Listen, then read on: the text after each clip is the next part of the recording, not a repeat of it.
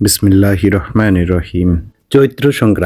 চৈত্র সংক্রান্তি মানেই নতুনের আহ্বান এবং পুরাতনের বিদায়। চৈত্রের তপ্ত দুপুরে যখন গরম বাতাস গাছের পাতায় দোলা দিয়ে যায়, তখন আমরা বুঝতে পারি একটি বছর ফুরিয়ে এলো।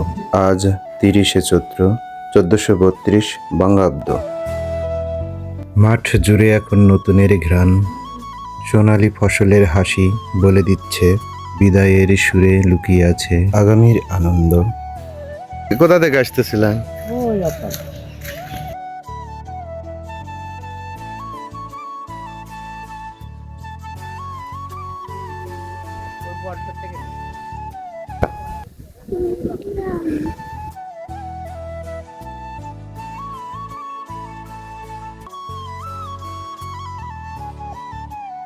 নদী আজ শুকিয়ে কাঠ, তাই তপ্ত রোদে স্বস্তির ঠিকানা এখন গভীর নলকূপে হিমশীতল পানি।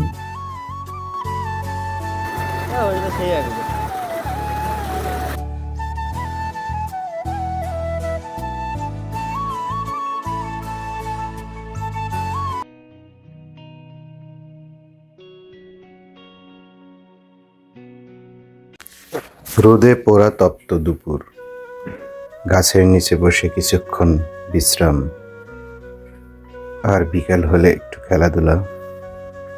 এভাবেই কাটে আমাদের চৈত্রের শেষ দিনগুলো।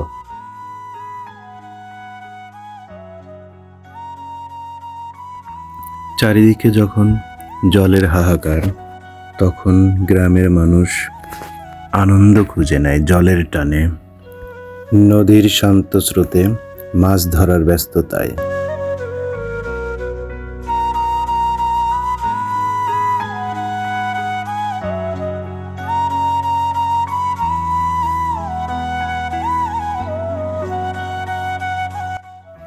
এ যেন পুরনো সব জীর্ণতাকে ধুয়ে মুছে নতুন বছরকে বরণ করে নেওয়ার এক পরম প্রস্তুতি।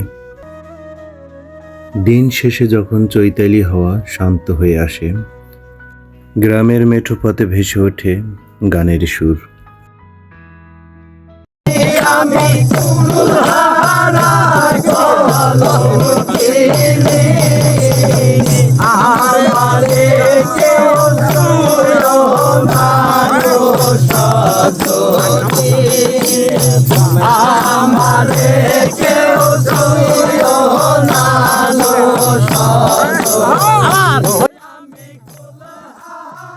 এভাবেই কাটে আমাদের চৈত্র সংক্রান্তি।